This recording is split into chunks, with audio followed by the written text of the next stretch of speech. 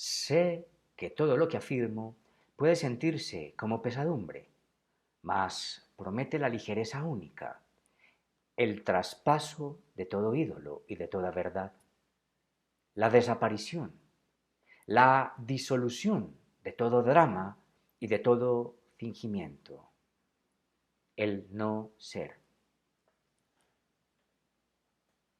En este punto, mis detractores redarguyen, con razón, que exijo la misma oclusión de los ojos que los demás discursos que examino, pues, ¿cómo saber si más allá de la vida no se halla en un remanente nuestro, un alma, una conciencia que no termine sufriendo las consecuencias de nuestros necios actos?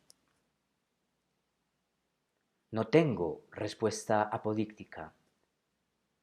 Solo puedo confesar que considero que todo han sido invenciones de poetas.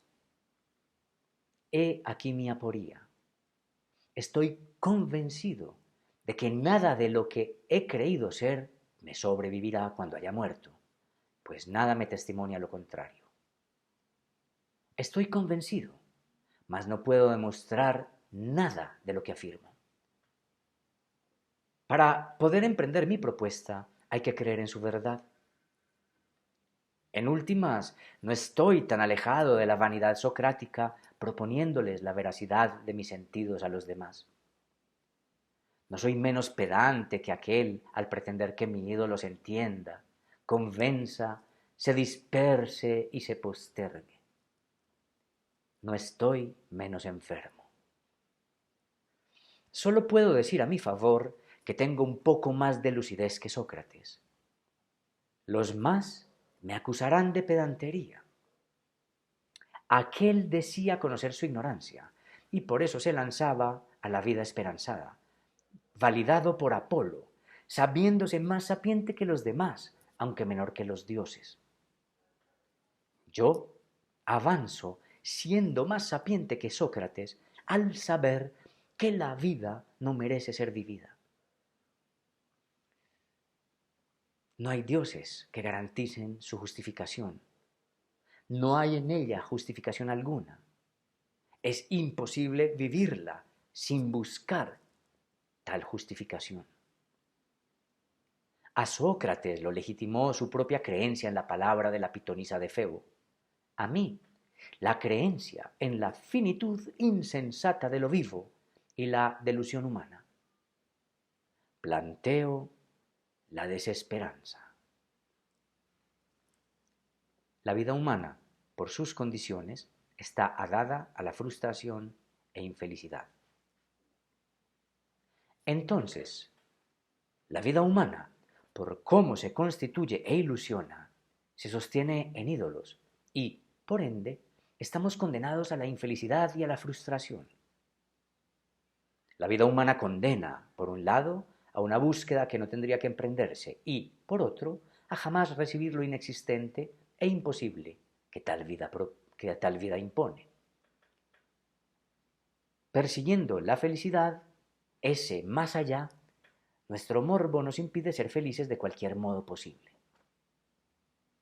La única posibilidad estribaría en disfrutar del placer aquí mismo, mas o no tenemos cómo satisfacerlo, o no lo disfrutamos plenamente por haber sido fundados ya en ese ídolo que nos ha pervertido.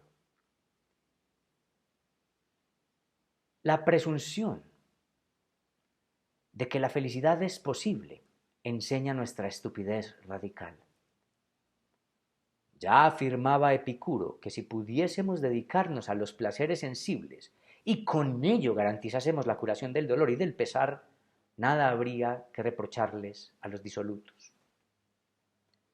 Con esto quiso decir que para nosotros ni siquiera la vivencia pura del placer posibilita una vida sin sufrimiento ni insatisfacción. El ídolo es inextirpable. Desde pequeños a los seres humanos se los acoge y deslumbra con fantasmas. Se les dice que aquellos son emulables o perseguibles, denominando a esas emulaciones y prosecuciones respeto y virtud.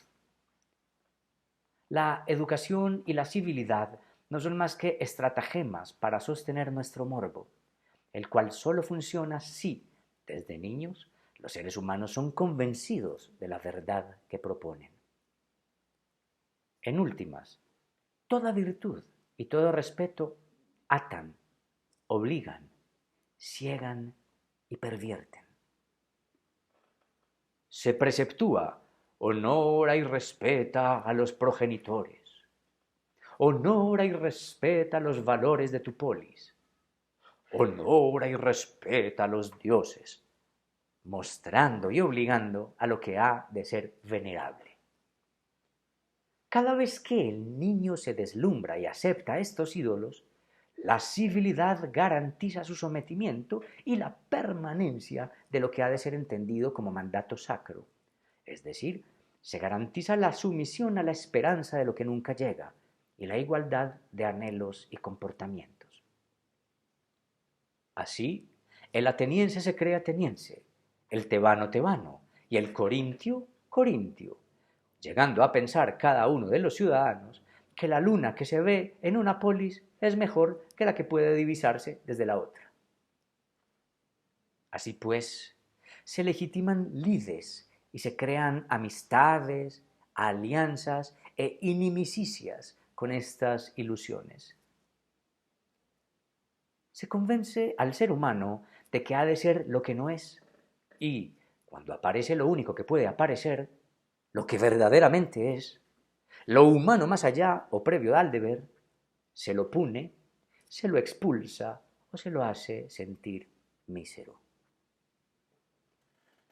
Los preceptos de los rituales sagrados, las leyes de los magistrados, las costumbres de los pueblos y sus idiomas no son más que los perpetuadores de los ídolos, de lo que el ser humano no es ni puede llegar a ser, cabal, divinal y siempre correcto.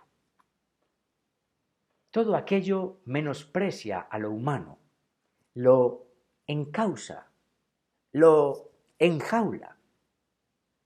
Solo con esta definición impuesta que supone, para funcionar, que se haya creído en ella, aparece la noción de error y de exceso. El error o el exceso no son más que la aparición de lo humano cotejado ante lo venerable. Lo único excesivo y erróneo acontece cuando alguien intenta pasarse la vida queriendo ser lo que no puede ser, un virtuoso, una encarnación de lo inhumano, en últimas, un ídolo. El error, la injusticia, el arrepentimiento no son más que legitimaciones de los ídolos que las leyes del momento imponen como justas o veraces. ¿Quiere alguien ver a un tonto? Advierta a cualquiera que presuma o busque la felicidad, que se crea lo que es y, sobre todo, que luche por lo que cree correcto.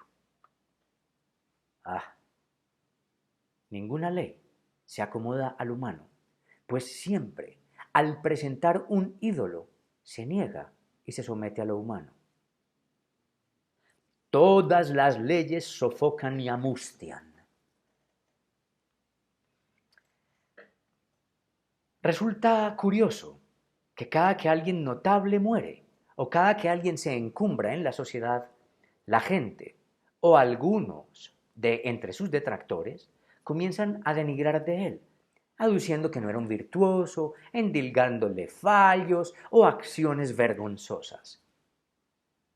No faltan quienes se sienten desilusionados o hasta traicionados por verificar lo único que debería sernos obvio, que nadie cumple con la virtud, razón por la cual Diógenes de Sinope se jactó de su inverecundia, la falsificación de la moneda. Sin embargo, esta defraudación revela que el ser humano prefiere o no puede más que creer en tales ídolos. Nadie es ni puede ser ideal. Debería sorprendernos más que alguien fuese lo que no puede ser.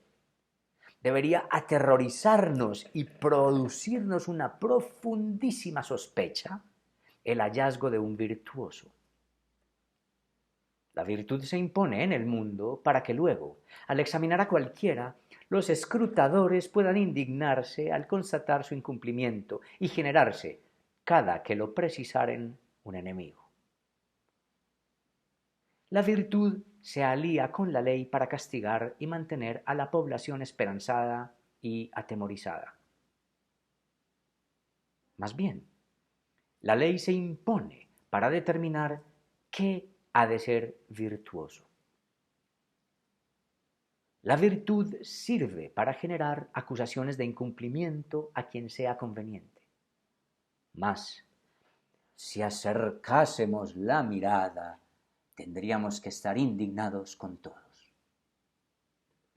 La ley erige una inhumanidad.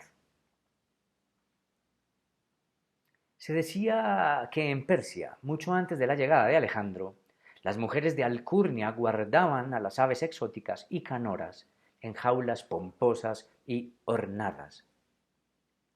Les cortaban las alas para evitar que escapasen y así garantizar la audición cotidiana de los bellos trinos vedados a los comunes.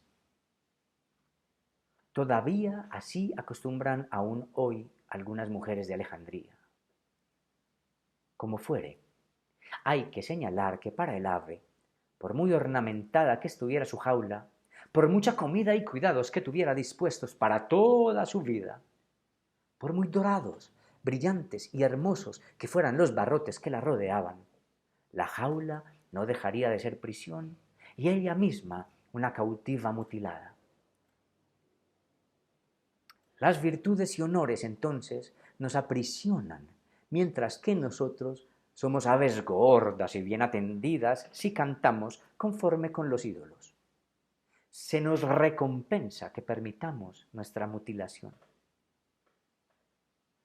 Propongo para nosotros el silencio del ave luego de su privación y castigar el anhelo del carcelero. Las aves no pueden asimilarse como prisioneras, no pueden dejar de ser aves, no pueden dejar de cantar, por ello se las encierra desde afuera. A nosotros se nos encierra desde dentro, cuando nos convencemos de los ídolos.